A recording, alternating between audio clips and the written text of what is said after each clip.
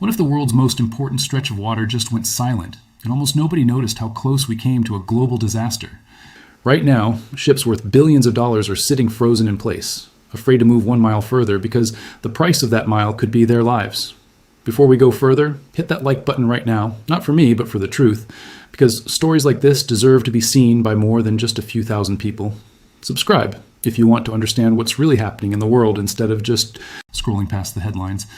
And if this video shakes you even a little, send it to one person who still thinks this is just another news story. Let's rewind to understand how we got here, because none of this happened overnight. For decades, one narrow channel of water quietly powered the entire global economy. The Strait of Hormuz, a stretch of sea so narrow that, at its tightest point, you could almost see one coastline from the other. And yet, roughly a quarter of the world's oil and a fifth of its natural gas passed through this single gap every single day. Tankers the size of skyscrapers laid on their sides, gliding through waters controlled, watched, and threatened by one country, Iran. For years, this was the quiet threat everyone knew about, but nobody wanted to test. Analysts called it the world's most dangerous choke point. Not because ships sank there every day, but because everyone understood what would happen if that channel ever closed. Oil prices would explode, economies from Tokyo to Texas would shake, and the country sitting right beside that channel knew exactly how much power that gave them. Think about how strange that really is. In an age of satellites, drones, and nuclear submarines, the fate of the entire global economy still runs through a strip of ocean you could cross by boat in under an hour. No amount of technology has ever managed to remove that vulnerability.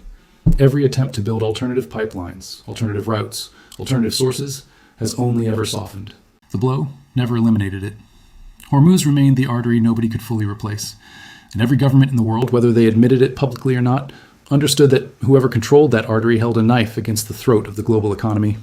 For decades, Iran mostly kept that knife sheathed. It made threats during moments of tension. It postured, it warned, but it rarely followed through because closing the strait would hurt its own economy almost as much as anyone else's.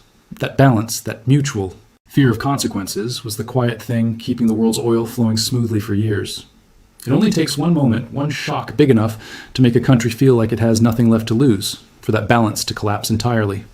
Then, in late February of 2026, everything changed in a single night.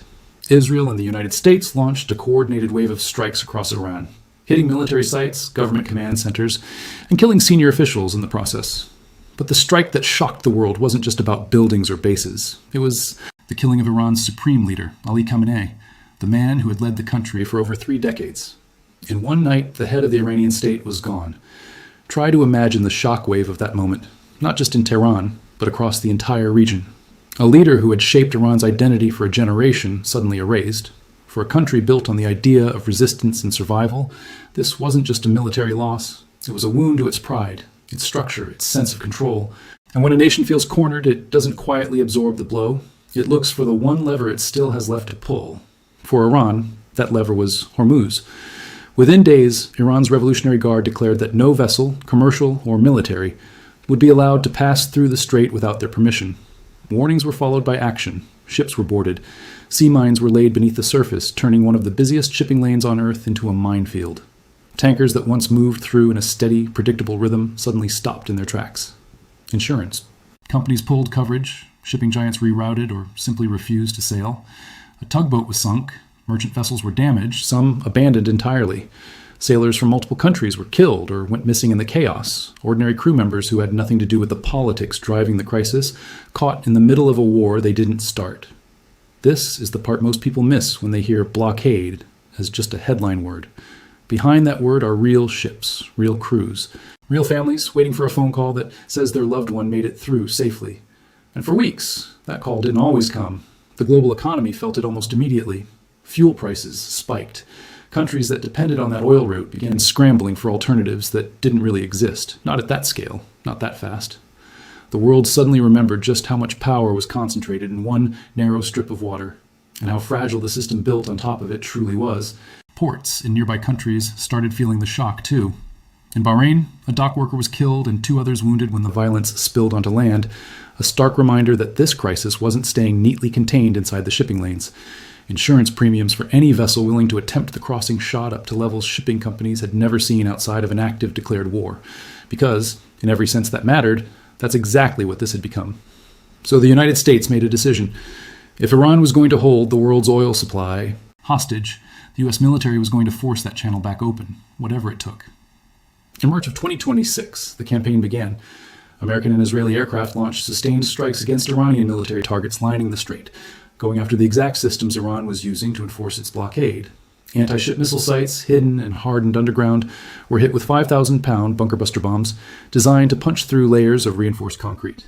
Iranian mine layers, the very ships responsible for turning the strait into a floating death trap, were tracked down and sunk, 16 of them in a matter of weeks. The naval commander overseeing Iran's blockade operations was tracked and killed in a targeted strike. This wasn't a symbolic show of force. This was a deliberate, sustained campaign to dismantle piece by piece every tool Iran was using to choke off that waterway. And yet, here's the part that should make you pause. Despite everything, despite the bombs, despite the sunken ships, despite the loss of key commanders, the strait didn't simply snap back open. Because a blockade isn't just built from missiles and mines, it's built from fear. And fear doesn't disappear the moment a weapon is destroyed. Every shipping company in the world was now asking the same question. Is it safe enough to send my crew through that water? And for most of them, the answer, again and again, was no. If you're starting to feel the weight of what's actually happening here, that's exactly the point.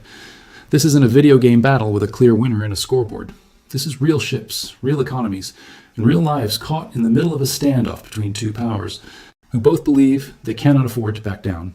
So if you're finding this valuable, tap that like button now.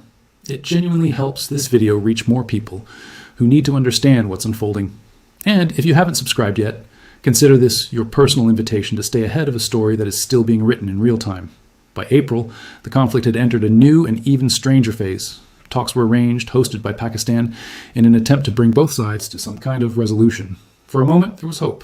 A ceasefire was agreed, a brief window meant to cool tensions and open the door to a longer-term deal. But peace, in this story, kept slipping through everyone's fingers. The negotiations, known as the Islamabad talks, collapsed. And when they did, the United States responded with a move almost nobody expected. Instead of simply continuing to fight for open access to the strait, the U.S. flipped the entire strategy on its head. If Iran was going to block the world from using that waterway, the United States was going to block Iran from using it too. In mid-April, the U.S. Navy imposed a full blockade on Iranian ports and coastline, backed by warships, including a full carrier strike group. The message was blunt. If Iran didn't comply, the ships would face what the military called destructive or disabling fire. Within weeks, dozens of vessels attempting to enter or leave Iranian waters were intercepted. Some were seized outright. According to U.S. Central Command, by the beginning of May, this blockade alone was costing Iran nearly $5 billion in lost oil revenue. Now picture the strangeness of this moment. Two blockades running at the same time aimed at each other, Iran choking the strait to hurt the world, the United States choking Iran's ports to hurt Iran. Two powers, each trying to strangle the other's lifeline, while the rest of the world sat in the middle watching fuel prices swing and global shipping routes rearrange themselves overnight. For a brief stretch in June, there was a genuine attempt at de-escalation. A memorandum of understanding was signed. The blockade was lifted. Ships began moving. Again, cautiously, nervously, but moving. For a moment, it looked like the worst might be behind us. It was less than a month later the fragile truce collapsed. Iran fired on commercial vessels attempting to use a route it hadn't approved. The United States responded with fresh strikes across Iranian territory. And within days, the blockade was reinstated, this time with an added condition. The U.S. announced it would take a 20% cut of all cargo shipped through the region under its protection, turning military enforcement into something that also looked unmistakably like leverage. Then came a moment that turned tragedy into headlines the world couldn't ignore. A tanker attempting to defy the blockade was disabled by U.S. forces. 3 crew members aboard, ordinary working men with no stake in this war beyond their paycheck, were killed. It was a brutal reminder that behind every strategic decision, behind every military statement about disabling a vessel, there are people whose lives end in an instant because they happen to be on the wrong ship, on the wrong day, caught in the crossfire of a conflict far bigger than themselves. By July, the fighting had escalated even further. Strikes expanded deeper into Iranian territory than ever before, moving beyond the coastal zones and into command centers further inland. 2 American service members were killed in a strike in Jordan, the first U.S. combat deaths of the renewed conflict. And that loss triggered an even sharper escalation in how the United States chose its targets going forward. Iran, in turn, warned that any warship attempting to use what it called an illegal route through the strait would be treated as a target. Houthi forces in Yemen, watching from the sidelines, began threatening to close the Red Sea as well. the one major alternative route ships could use to avoid Hormuz altogether. If that happened, there would be almost nowhere left to sail. Let that sink in for a moment. Two of the most critical waterways on the planet, both hanging by threads controlled by armed groups willing to use them as weapons.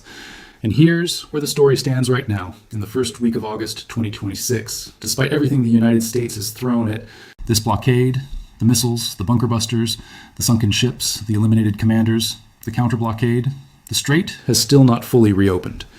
Recent tracking shows Hormuz traffic sitting at roughly 2 to 4% of its normal levels. Almost no tankers are making the crossing. Iran's parliament is even reviewing legislation that would formally ban vessels linked to the United States and Israel from using the strait at all, a move that would provide legal cover to keep the blockade in place indefinitely, deal or no deal. At the same time, there are signs, fragile as they are, of a possible way out. Iran and Oman have reportedly agreed on the coordinates for a proposed safe shipping corridor, a route both sides could potentially accept as neutral ground. Qatari officials say drafts of a broader agreement are circulating and described as being in progressive stages. President Trump has publicly said he expects the strait to reopen soon. But senior Iranian military advisors have pushed back hard, warning on state television that Iran will not stand idly by and will not allow any route through Hormuz other than the one it controls. So which is it? Has the blockade been shattered, or is it simply wounded, still standing, still capable of choking the world's oil supply the moment talks fall apart again?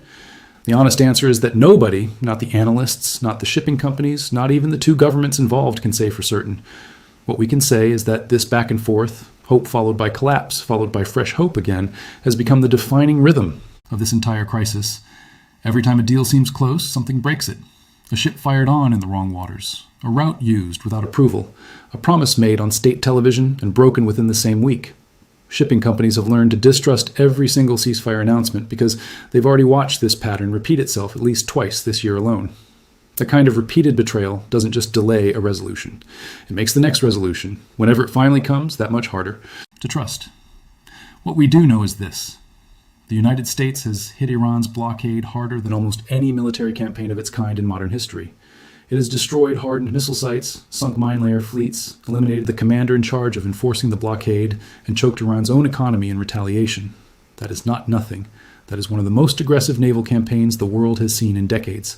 But military force alone hasn't been enough to fully break the fear that keeps ships in port. Because in the end, a blockade isn't only broken by bombs, it's broken by trust. The trust that a ship can leave port and reach its destination without becoming the next headline.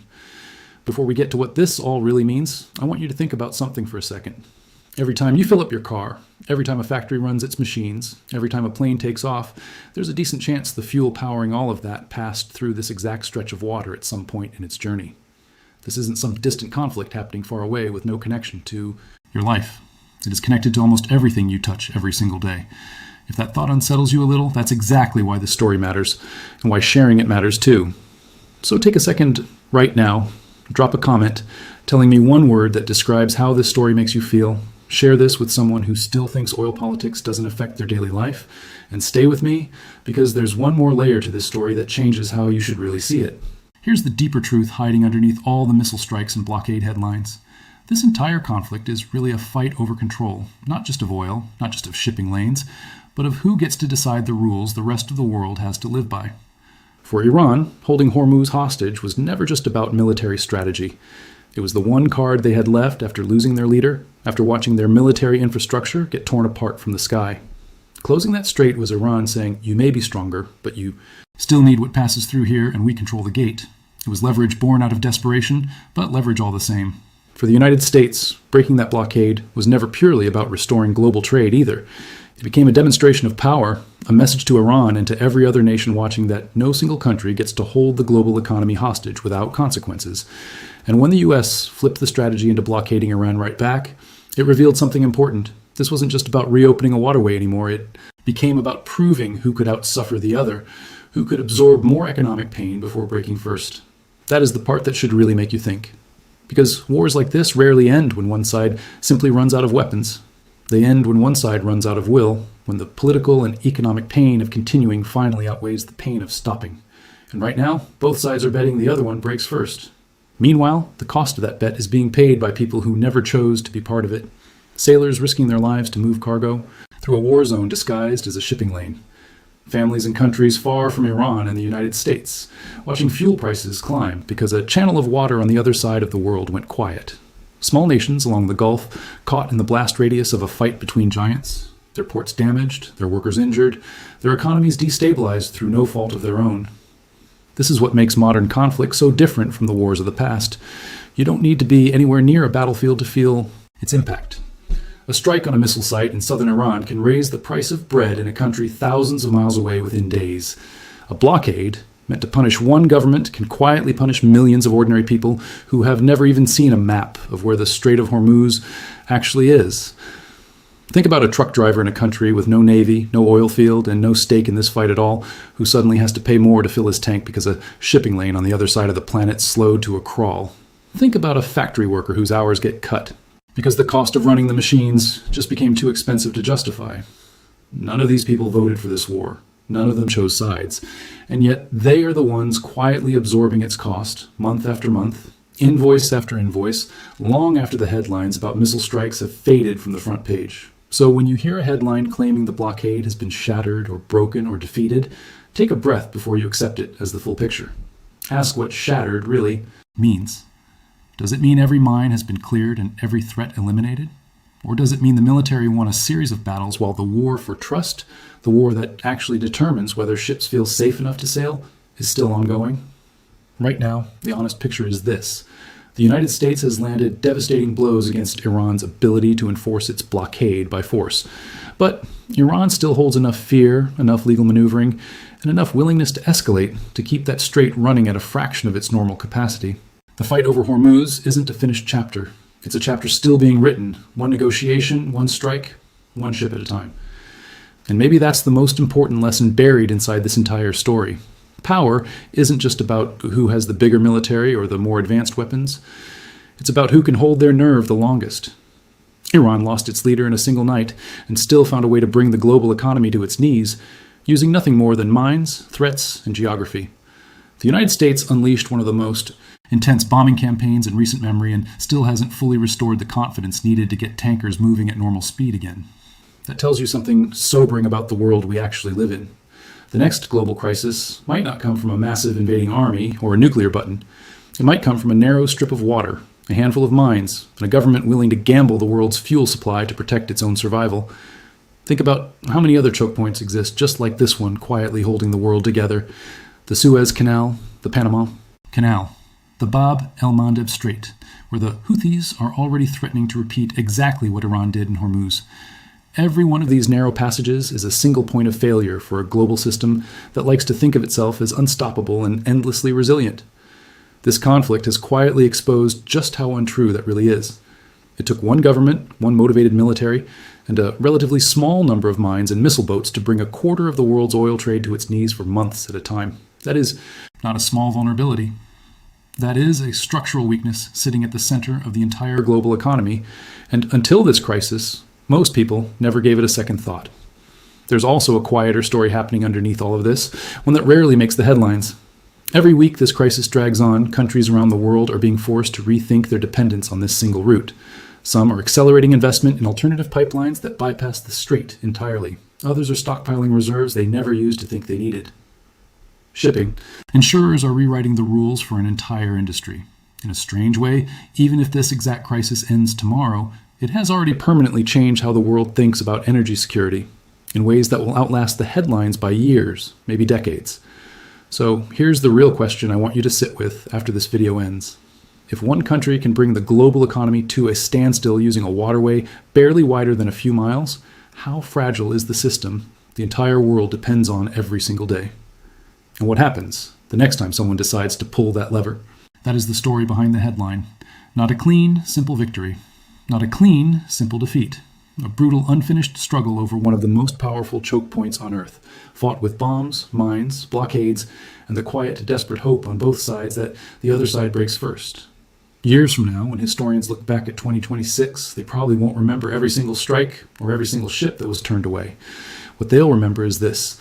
A single strip of water, barely wide enough to matter on a map, managed to hold the entire modern world hostage, again and again, because nobody ever built a system strong enough to survive without it. And maybe that's the real warning hiding inside this story. Not that Iran is dangerous, and not that the United States is powerful, but that the world we've built runs on threads far thinner than any of us like to admit. One strait, one decision, one government willing to gamble everything. That's all it took to remind 8 billion people just how fragile the ground under their feet really is. If this video helped you actually understand what's happening behind the headlines, that's exactly why I made it. Hit like if you made it this far, it tells me stories like this deserve to be told properly instead of chopped into 30-second clips. Subscribe if you want to keep seeing the world the way it actually is, not the way headlines want you to see it. And before you go, share this with the one person you know who still thinks this war has nothing to do with them. Because whether they realize it or not, it already does.